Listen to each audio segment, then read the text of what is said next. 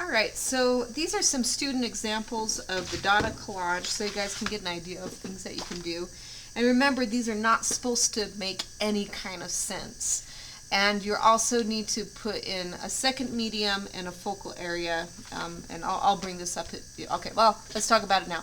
Okay, it needs to fill up the whole page. So like this individual here filled up the whole page with stuff. So we're talking about an 8.5 by 11 piece of paper or slightly bigger. There is a focal area. So when you look at this, where's the main area of focus? You'd probably say her head right over here. It needs to have some sort of composition. So whether if it's L-shaped pyramid, symmetrical rule of thirds, etc. So this is a fairly symmetrically balanced piece. She has something going on over here, balanced with something over here, that it's fairly balanced. You need to have two mediums. So instead of just photographs, what else can you add to it? Whether if it's paint, marker, cloth, etc., and it's nonsensical. And this is definitely nonsensical. It does not make any sense. For a medium, what this individual used was oil pastel. And I brought a box of little oil pastels here. I didn't have you guys grab them, but if you want to use them, you can. Just let me know. What I love about oil pastel is it's really easy to draw on magazines. So like if I were to give this dog a mustache or something like that, I can really easily draw onto it. So anyways, so if you guys want to use them because you think you'll find them helpful with what you're doing, just let me know and I'll loan you a box if it comes back to me. Okay, here's another piece. I think this one is fabulous with just like the flowers and like this beautiful drawn out background to fill it up, the space. So she's using ink and magazines. This one's a little bit crazy. They were using a soft pastel, which is like a charcoal. And here's our focal point and all the craziness. We've got crosses and alligators and, you know, skulls and bat heads, etc. happening. Here's a nice example of a pyramid composition of, you know, we got this head, etc. And when we're done looking at these, I want to talk about what to do if you're in trouble. Here's a nice focal point with an L-shaped composition. Or I like this one, how they outlined the body and have all these heads littered all over the place. So let's see, this one, the images go off the page, which is totally fine. But really nice work with these black and white images, and then we have this really strong focal point happening where they drew onto the eye.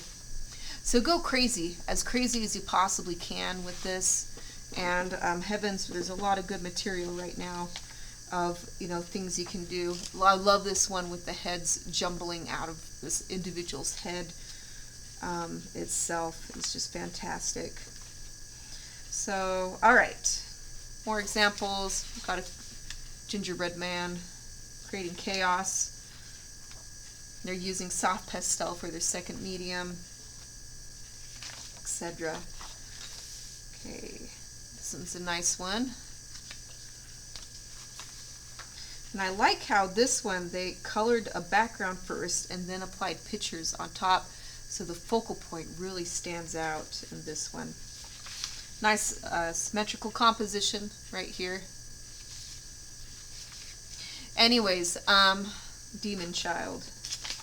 All right, let's talk about what to do if you're in trouble. I'm just going to try to go through these as fast as I possibly can. Here we got an owl. Okay. All right, let's pretend this is my collage.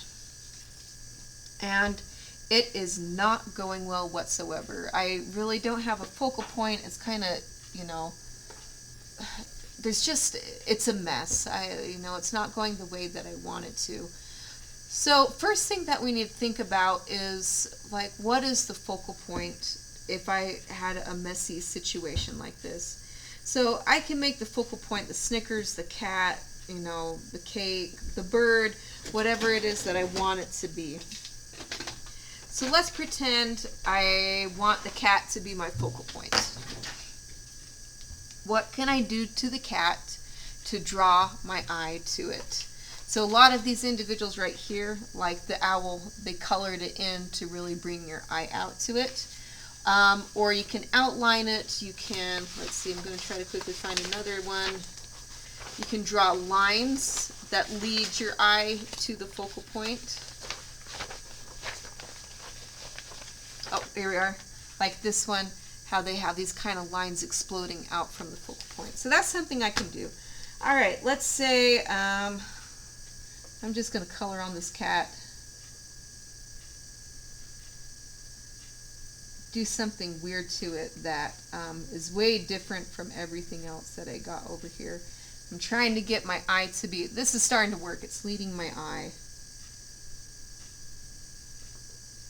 Maybe I'll kind of outline it.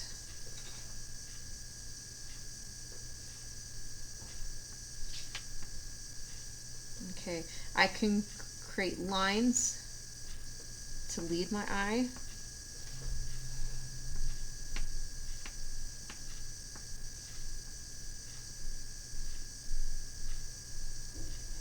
Try to decide what I can do right here. Okay, so this kind of helped to create a focal point. My eye is now going to the cat. All right, second thing I need to ask is, do I have a composition? So where is the focal point already leading right now? Right now the cat is already roughly a 1/3 mark, which is good. So I can call this like 1/3, and I can just strengthen the 1/3 composition, or I could even call this an L shape. So let's say I want to do an L shape. I'm going to use an opposite color here. Like what can I do to reinforce that L shape? So maybe I could like color in the background. That can be an option. Let's see, so it's like making that L.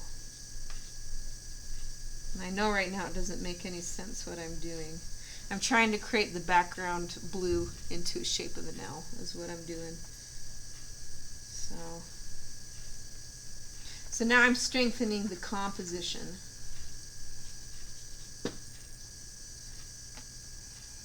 Let's see how far to take this. Okay. Think about mediums. You know, like I'm using oil pastel right now to draw on top of this, but I could easily just use paint of some kind, like a cheap watercolor, or markers to do something. Like I can, let's see, grab some markers out here.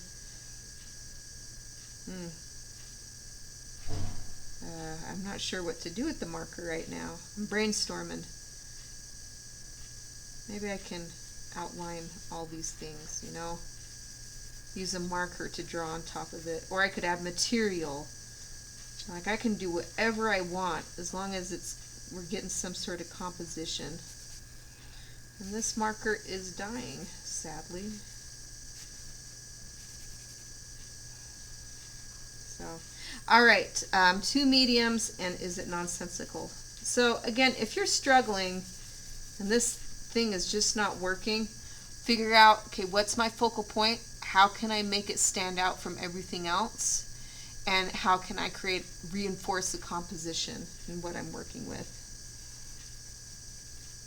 So anyways, I'm really excited what you guys are going to turn out with on this. This is one of my favorite assignments. I really like how crazy people go with this one. And so, okay, I will be signing out. Good luck, you guys. Please email me if you have any questions, concerns, or if something's not working. Like someone emailed me that a video wasn't working, and I'll try to figure it out. All right.